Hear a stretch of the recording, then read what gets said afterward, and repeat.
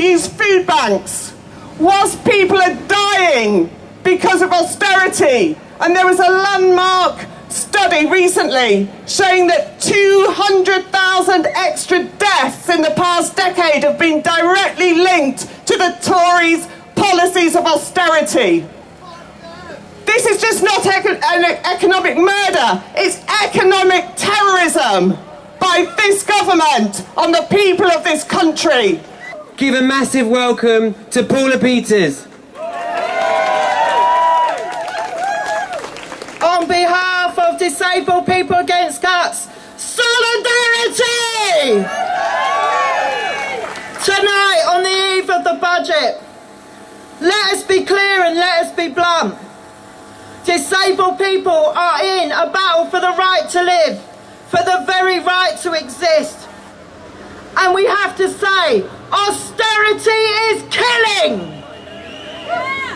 Only last week they released a report to say that due to social care cuts from 2010 to now, 120,000 older adults and disabled people are dead due to social care cuts. That the cuts are a human catastrophe on disabled people's lives under the United Nations Convention of the Rights of People with Disabilities. That the UK is the first state in the world to be found guilty of grave and systematic human rights violations towards disabled people. That disabled people are dying in large numbers. Let it be clear that the cuts are ideological, designed to cause mass harm and distress, designed to cull sections of society. This Tory government has blood on its hands, and call Theresa May what she is. She is a murderer, and these cuts are economic murder. Let's call them what they are. Well, we've got worse to come, and that is universal credit. And we cannot suppose, pause and fix. This system is designed to with punitive punishment at its heart. It's designed to ramp up homelessness, hunger and destitution. It is designed to stop people claiming. It is designed to kill people. We say loud and clear, we want universal credit stopped and scrapped. You know, this government thought when they attacked us that we wouldn't fight back. Well, they were wrong. We've been the spearhead of resistance these past 7 years. We've shut down Parliament, we've shut down roads, and we've taken the fight to them. People think we are voiceless. We are raising our voices in anger, and we're shouting out loud and clear. And we say to you now, tomorrow, the day after that, raise your voices in anger. Join us on the streets in solidarity. And let's make this a New Year's resolution. Let's sack the Tories, put them out on the street when they belong, and then let's give this message from Dpac to Theresa May. While we are being subjected to human rights violations, while we are dying in large numbers, I guarantee you this, while there is no justice for us, there will be no peace for you. And I ask you now to raise your voices with me. No justice! No justice! Solidarity! Cabinet. She is the Shadow Secretary for the Department for Work and Pensions. Please welcome Debbie Abraham MP.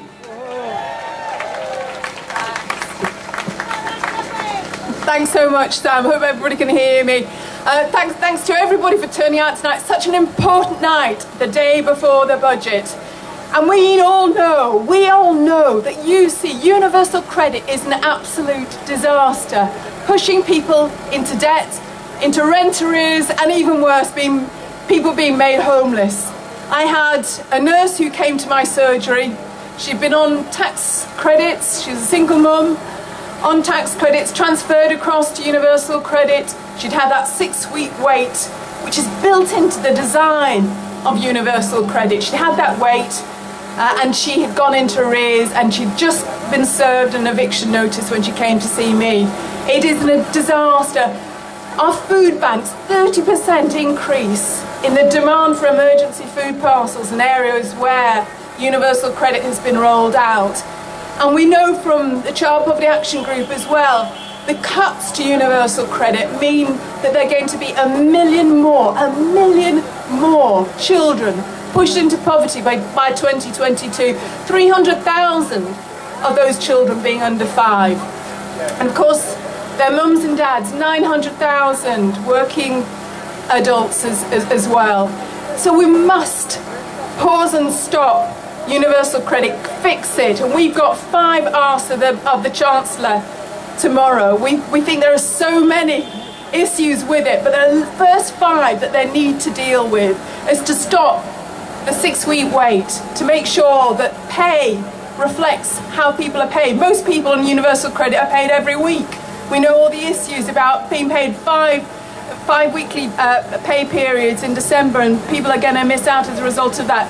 Secondly, make sure that you can have a split payment. It shouldn't just go to the man in the household. It should be able to go to the woman as well. Thirdly, make sure that if applicants want, they can have the housing element paid directly to their landlord. Fourthly, to make sure that we change the assessment period from a month to whatever reflects, again, the pay period. For self-employed people, a month isn't nearly appropriate, nearly right for them to be able to determine how much they should be paid. So change that. And lastly, the biggest one, the real reason why we're going to see huge drives around poverty, increases in poverty, it's making sure that we restore the work allowances, stop the freeze, and make sure all children, not just the first 2 in a family, all children benefit from support. I know you're going to support us. I know all the charities are supporting us. Even the people who designed universal credit are saying it's not fit for purpose now. So please join with us and say, stop universal credit, pause it and fix it. Thanks so much. The Shadow Secretary of State for Justice, Richard.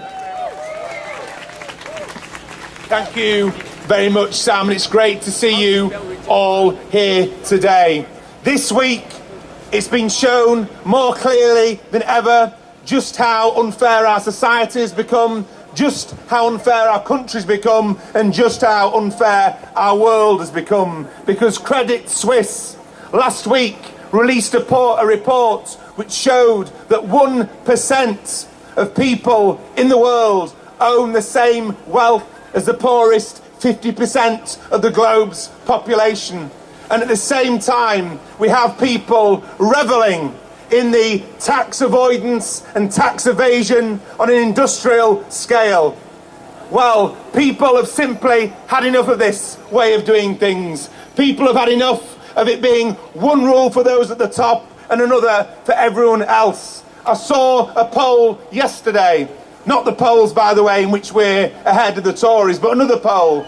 A poll which showed that 86% of people in this country believe that tax avoidance and tax evasion by big, rich companies and interests is immoral, regardless of whether it's technically legal or actually illegal. 86% of people. That shows that people in this country know the difference between right and wrong when it comes to tax justice. That shows that people in this country know the difference between right and wrong when it comes to the way our economy is run. So if the people know the difference between right and wrong when it comes to these things, it's also about time that we had a government which knows the difference between right and wrong on these things as well. Look how they're treating people on universal credits. Look how at the same time they're allowing the super rich, their friends, to get away without paying the fair share of tax. Not only do we need that money for our schools, for our hospitals, for our council houses, for our public services, we also need to address the moral question of this, because it is a moral question as well as an economic question. If all of you are paying your fair share of tax, then why aren't the multimillionaires and the billionaires paying their fair share of tax as well? But I want to finish on this because I know there are plenty of speakers at this protest tonight. The People's Assembly Against Austerity has done so much good work over the years. People are now realising the damage that this ideology of austerity, cuts and privatisation is doing to people, is doing to families, and is doing to communities. But what we're about, and what I know you're about too, isn't just about getting rid of a Conservative Prime Minister. We're not just about getting rid of a Conservative Prime Minister. We're not just even about getting rid of a Conservative government. We're not even just about getting a Labour government. What we're about is securing a Labour government that's fit to be mentioned in the same breath as that great Labour government of 1945 to 51 that created the welfare states, built the council houses, and shifted the balance of power and the economy in this country. Because when we say for the many, not the few, we mean it. When we say that, we mean it from the bottom of our hearts, as I know you do. Because we're not just about an economy that's run in the interests of the many, not the few. We're about an economy and a society that's run by the many, not the few. All the best. Lindsey from the Stop the War Coalition. Thanks, Sam, and thanks to the People's Assembly for organising this and for organising this tremendous display of food that is going to the food banks. I must say that I've rarely been more angry in my life than I have been in the last few months. Every single day we see more people homeless on the streets. Every single day we see more people who are going to food banks. Every single day we hear reports like the head teachers in Birmingham who said that children stuff their pockets with food on a Friday afternoon so they won't go hungry over the weekend. What kind of society are we living in when we cannot provide houses, we cannot provide food, we cannot provide the basics for the poorest people in this country? We are living in a society that is not able to call itself civilised in any sense at all, and that has to change. Manuel is right. These people's days are numbered. The Tories are hated, they are unpopular, but they are an absolutely vicious government. And we know that tomorrow, whatever is in the budget, it will not be helping working people. It will not be doing anything about the tax evasion and the tax avoidance of the rich. It will not be doing anything about everything we learned about in the Panama Papers. It will be not doing any of those things. And I ask myself, when you have an emergency like you have in this country today, where millions of people don't have food, where millions of people don't have houses, if this was a war, they would find a task force. If this was a war, they would have an emergency budget to build new aircraft carriers, to send planes to bomb people. But when it's about us, when it's about the poor, they don't have the money for any of these things. They don't have the money to help the people who need it most. Even more than that, universal credit is deliberately aimed at killing the poor, at making the poor even more vulnerable. And if any of us want to live in a society where we think we can bring our children and our grandchildren up in a decent kind of way, we have to fight against that society. We have to fight against the priorities which bring us privatisation and war. We have to fight against the priorities which bring us profit. We have to fight against the priorities which have made this system such a bonus for the 1% and such misery for the 99%, which is what we're facing now. That is what we are up against, and that is what we have to be fighting for. So I think the final point I want to make is this. I want to see the Tories out, and I want to see Jeremy Corbyn as Prime Minister in this country. But I'll tell you what, I don't want to wait 4.5 years for this to happen. I don't want to wait another winter where people die or where there's an NHS crisis. I want this now. And we have to do everything that we can to fight, to change society, to get out on the streets, to go out on strike, to do all those things. It is only by taking that kind of action, backed up by the politicians who support us in Parliament. It's only by doing that that we can get the Tories out. And we cannot afford to waste. They are not fit to govern and they have to be driven out. Thank you very much. Theresa May! Sack Boris Johnson! Sack Jeremy Hunt! Sack Theresa May! Sack Liam Fox!